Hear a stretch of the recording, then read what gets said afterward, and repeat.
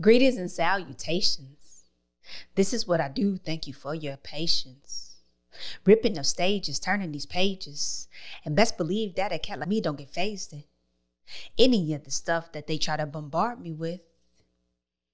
I don't drink no more, so you can't pass the fifth. Tick tock, hickory dickory dock. The click clock went tick tock. Show must go on, say the people are waiting. Come on now, straight anticipation. Bars. Welcome to the More For Me podcast by yours truly, Kat Necole. Thank you so much for tuning in today. It is a pleasure and an honor to have you here in the studio with me. What up, homie? What's going on? What's good with your life? Hey, if all isn't well, praying that things head that way and that you have peace, comfort, the presence and the hand of God to be with you on this journey. We all know that we must journey. It is a process, but that doesn't mean that it's going to be easy, because it's not. So either way it goes, I'm glad to have you in the building. If this is your first time joining the More For Me podcast, welcome. It is an honor to have you here. I'm not sure what brought you this way, but I am sure glad that you stopped by. I hope you stick around, enjoy the episode, and subscribe. Turn on your notifications, like, share, save, comment, rate, review, and all that good stuff. If this is not your first time joining us, welcome back. And you know, if you haven't already made that move and subscribe, you can do the same as well.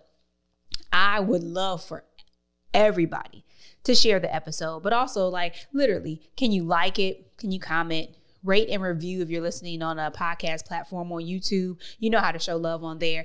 Do just that. When you do, it allows for other people to find out about More For Me. It helps more people get to this message and what God is doing. And so through that, then I can impact and influence the lives of more people and connect, share, have more homies. Let's grow the homie ship, homie squad, the crew, the gang, the squad.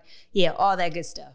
Yes. Another episode before us. I'm excited to be in the studio and record. I actually came to the topic that we're going to address today because I was listening to a podcast. You guys know I love listening to podcasts. It's one of my favorite pastimes, a way to sometimes be entertained, to get information, to be exposed to different things. So I thoroughly enjoy listening to podcasts at double speed at that. But nonetheless, I was listening to one of my podcasts. They were talking about positivity. And I'm like, oh, yeah, dope. I talk about positivity a lot, thinking positive. But the perspective and the approach that they took with the topic was that there is a side of positivity that is presented to people. And they said on a very large scale that essentially people are encouraged to not deal with their feelings and live in this false world that everything is good. That's the bottom line, right? I won't walk you through the hour plus that I listen to. But at the end of the day, everyone is basically kind of being forced to pretend or live in a world where everything is good. And I started thinking to myself, like, man, that's not what I think. That's not what I share. But is it possible that in any way, shape, or form, I have confused any of my homies and led them astray to believe that everything that glitters is gold and roses don't smell like boo-boo? Thank you, Andre 3000. Like, have I led the people astray? So I wanted to talk today just for a hot second, a few ticks, and clarify and make sure that we are on the same page, because I'm all about being able to smile, cheese, being happy, enjoying life. Like, that's what God intended for us, and to be positive. However, I am so realistic. Like, I don't like to live in fairy tales. While I like to watch romantic comedies, they are not real. It is pretend, and I don't do good pretending. So we are going to do what we do. We're going to keep it 100. Matter of fact, let's keep it 500. We know I like that 5. We're going to keep it all the way real. And let's talk about, again, and calibrate on positivity. What does that really mean for More For Me? Now, there is no way that I want you to believe that only good things are going to happen and that everything that you experience is somehow good. I have explicitly said that it doesn't matter what you go through. Essentially, whether it's a mountain, a valley, or flat land, every experience that we have presents us with an opportunity to get better, to be better, to learn something. There's a lesson in everything. Now, some lessons come easy or with lollipops and rainbows. Other lessons come very hard and rotten tomatoes being thrown at you, or at least that's what it may feel like. So the reality of it all is that life isn't always great. It doesn't always seem, or it doesn't always feel good. And sometimes you have to fight to see the silver lining in the cloud of doubt, to look ahead and still have hope. I think about my man Job, right? It was like, he said, like, literally, will I accept, he told his wife, right? When she was like, curse God and die, Job. And he says, will I accept the good from God and not the bad? Now, we don't want to go too deep, right? Because Job, he is literally wrestling through and trying to understand this thing. So we're not trying to say this is what God is saying, but as he's wrestling through, as he's struggling and he's going through life, where did he find hope, the positive, and what he could come up with is like, you know what? God is still good. And so, yes, bad things happen. Terrible things happen. We don't always feel good. We don't always want to be happy. We don't always want to walk around smiling and dancing and cracking jokes.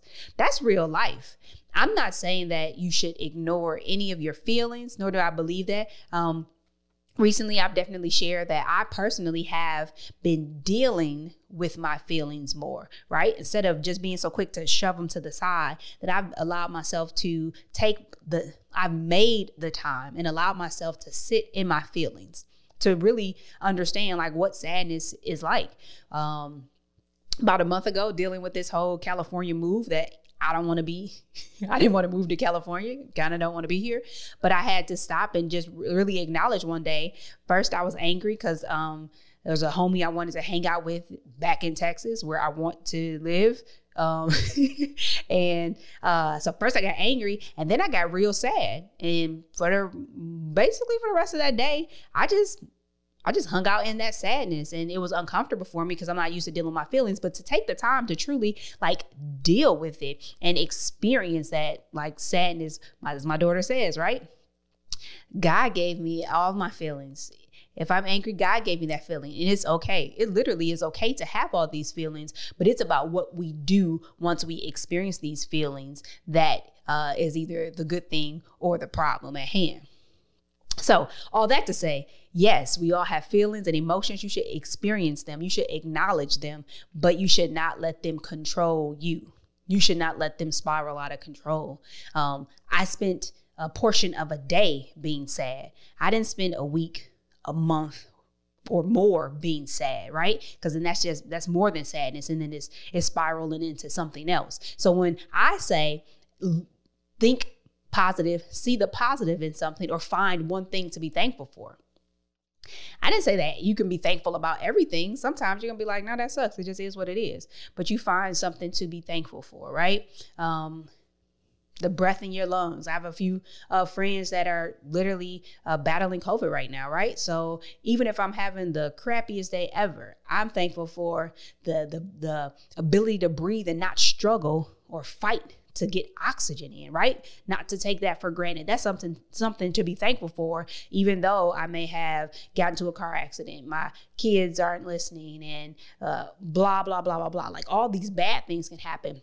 But it's really that idea not to pretend like the bad isn't there or is not happening. It is what it is. But it's for you to have a perspective and a lens that allows for you to continue to have faith, to be hopeful, not in nonsense and winning the lottery and fairy tales and unicorns, but in God, right? To hope on the things that are eternal. And so that's what it's really about. And I wanted to make sure that I took the time to clarify, because I don't want anybody to get it twisted. There are things that we all work through and have to process through. And sometimes in working through and processing those things, we need some help.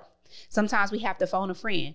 During that day of sadness, I talked to 2 people, and it kind of helped me like get it. I was able to release it, to get it out. I journaled about it. Like I was trying to get it out of my system and let it go, and to grow beyond it, not just rush past it, but to experience it and then grow beyond it. But then other times you might need to talk to somebody else besides just a friend.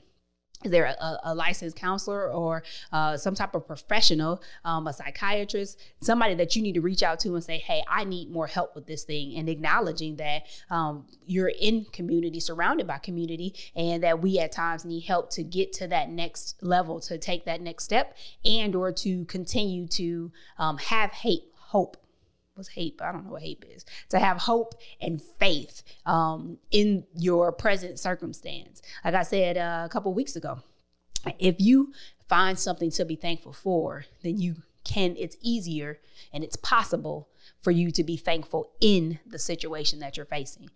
So just a quick nugget, guys, just a quick nugget, but it's so meaningful to the journey that we're on and the process that we're embarking upon. I always want you guys, and for myself, is what I practice, is what I live, to keep it real, to be 100.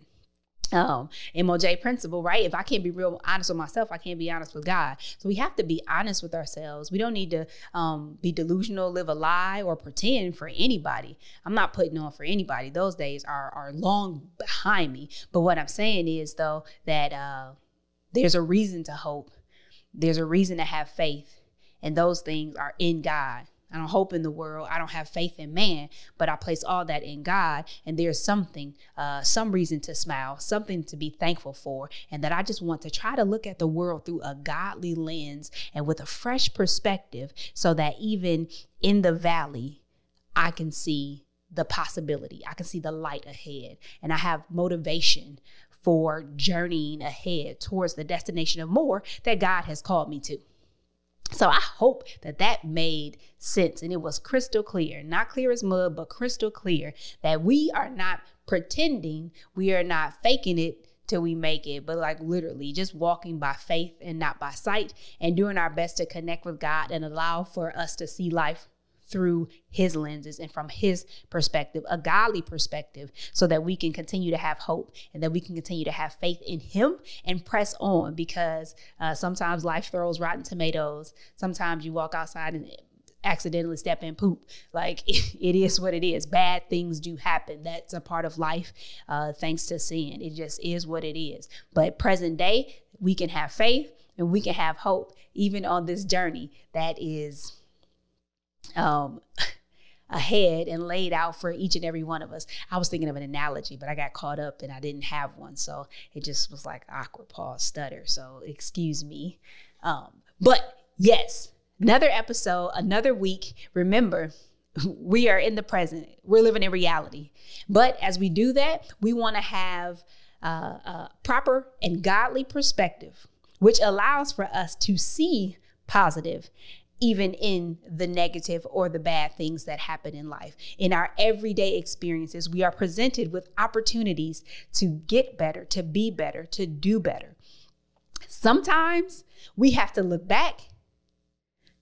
Hindsight is 2020. Sometimes we have to look back in order to see that. And sometimes we can see it even while we're going through. But there's still that possibility, and we'll work to understand those lessons and to receive how we can be better and try to implement that as we journey towards the destination of more that God has called us to and that he has for each and every one of us. So guys, that is all for this week. I want to thank you for tuning in to yet another episode in the books. Make sure you like the episode, share it, comment, rate, and review. I will greatly appreciate that. And then I'll see you again here next week. Same time, same place, same mode.